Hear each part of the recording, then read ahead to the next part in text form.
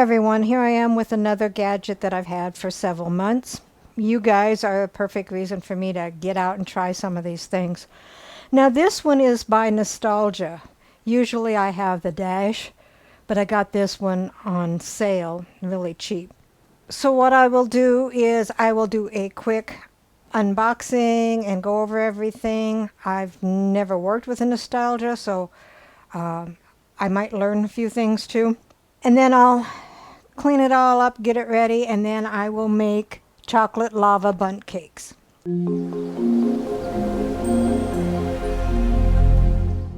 Looks like it's packaged fairly well. It came in the styrofoam and a plastic wrap. It looks quite a bit like Dash. I think it's its rival. So here is the bottom that's got the cute little bundt cake design, and then the top has just the regular circle one, and they go together. The two stems connect, and just like the Dash, it does not have an on-off switch. You plug it in, it turns on, you unplug it, and it turns off.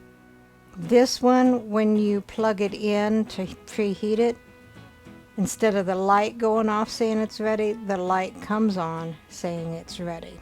I'll have to remember that, otherwise I'm going to be waiting and waiting and waiting for it to go off and it's already preheated. This tells the parts, which is all one piece. Again, you can't take it apart to clean it. It tells you before you operate how to clean it up and everything to get ready to operate. And then it tells you how to use this. It tells you how to clean it, and then it gives you recipes like donut holes, brownie bites, blueberry muffin munchies, chocolate lava bundt cake, that's what I'm going to be making, bundt cake, and monkey bread. So what I'll do is I'll clean this all up, get it ready to use, so I'll be back in a little bit. So before we preheat the bundt maker, we're going to add just a little bit of oil to help with the non-stick. You don't want to use the spray because that will damage it. They suggest just using oil on a paper towel. So I've got a little bit on here, and I'm just going to wipe each crevice. So what all goes into the chocolate lava bundt cake?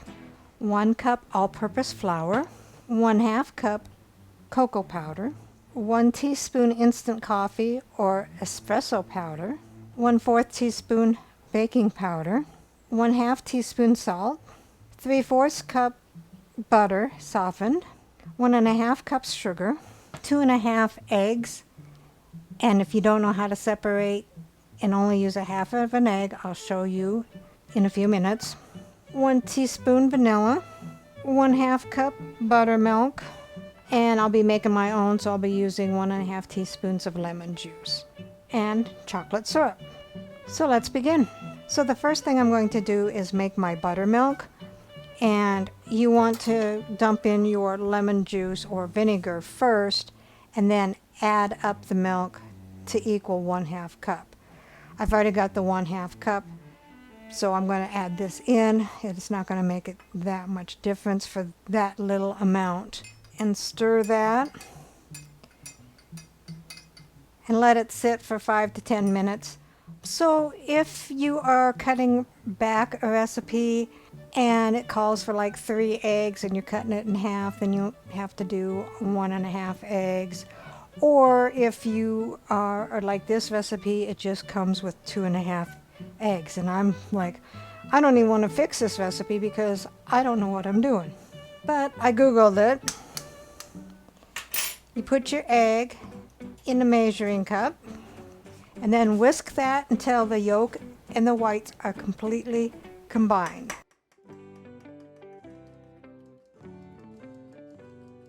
And they say 1 large egg is usually equivalent to 3 tablespoons. But they want you to be precise and use half of whatever this comes out to be. So being as I just learned this today, I thought I'd pass it along because I never knew you could use a half of an egg. Who would have thunk? All right, so it is actually showing 1/4 of a cup, which is actually 4 tablespoons for 1/4. So I'm going to dump it into this little cup, and I'm just going to go to 2 tablespoons. That's all I need of this egg is 2 tablespoons. And that's why you want to mix it completely so you get the equal amount of yolk and white to go in this recipe. So I have 2 eggs and 2 tablespoons. So take a medium-sized bowl, dump in your 1 cup of flour, your 1/2 cup of cocoa powder, your 1 teaspoon of instant coffee or espresso powder, 1/4 teaspoon baking powder, and 1/2 teaspoon of salt. And mix that until thoroughly combined.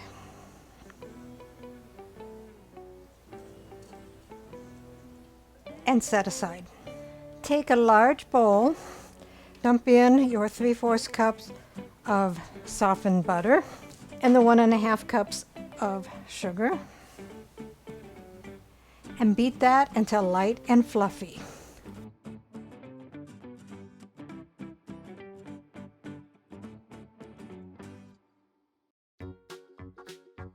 Then beat the eggs one at a time.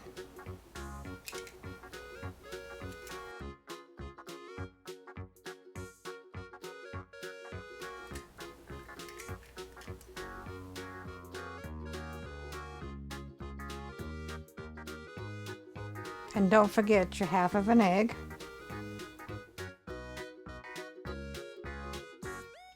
Always scrape down your sides so you get all of the goodness. Then take your 1 teaspoon of vanilla and add that. Then we'll add the dry ingredients, alternating with the buttermilk, starting with the flour mixture first.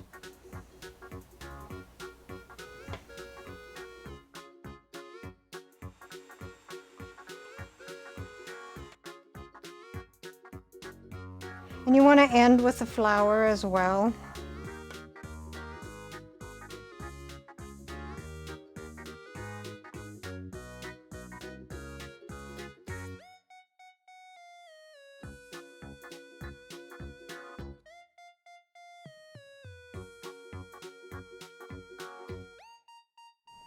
At this time, plug in and preheat your little unit. The light turned on, it'll go off while it's preheating. It should take about 3 minutes to preheat. The light went off, so it just started preheating. And when the light comes back on, it is ready to start cooking. So carefully, and they suggest using a pot holder, but with the dash, I just hang on to the lip and then lift that up. Make sure your arm's not in there. And then carefully put the dough in the little wells. And you know me, I always overfill them. So that one's probably going to be too much. My first batch never turns out. Anybody that's watched my appliance videos. But I'm doing about a teaspoon. This is going to make an awful lot. It doesn't say how many it makes, but we'll see. And then put the lid down.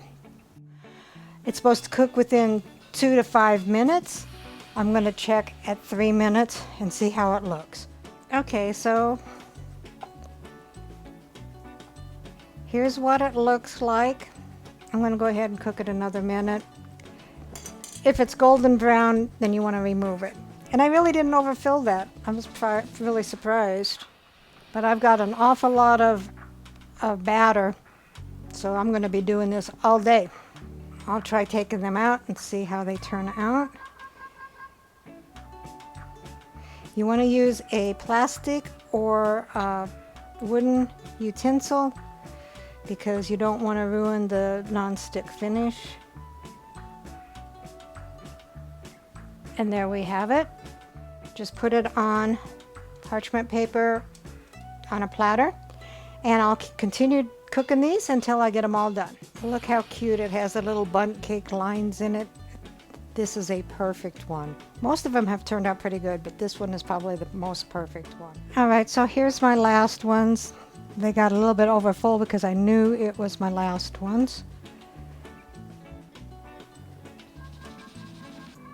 Just unplug it. That's how you shut it off.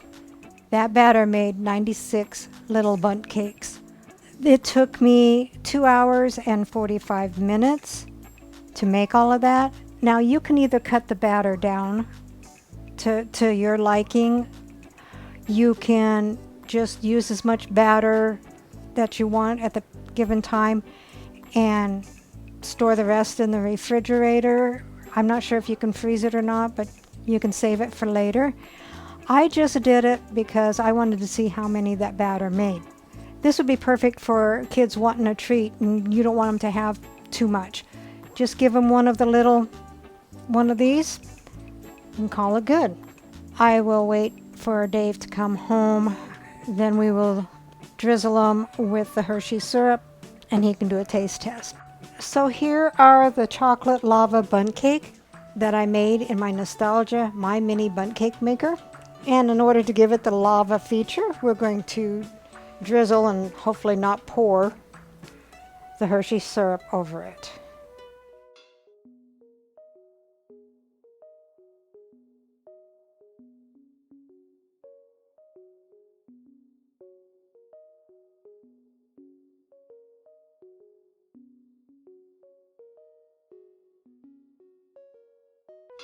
So there we have it. Let's see what Dave thinks. Well, those are cute. You probably can eat a lot of them. I probably shouldn't eat any, but I'm gonna.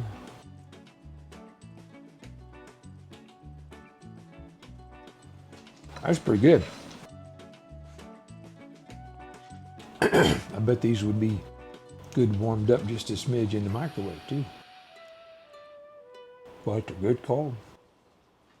Recipe deals for easy meals. Please like, subscribe, and share. This is Cooking with Sherry. Until we meet again.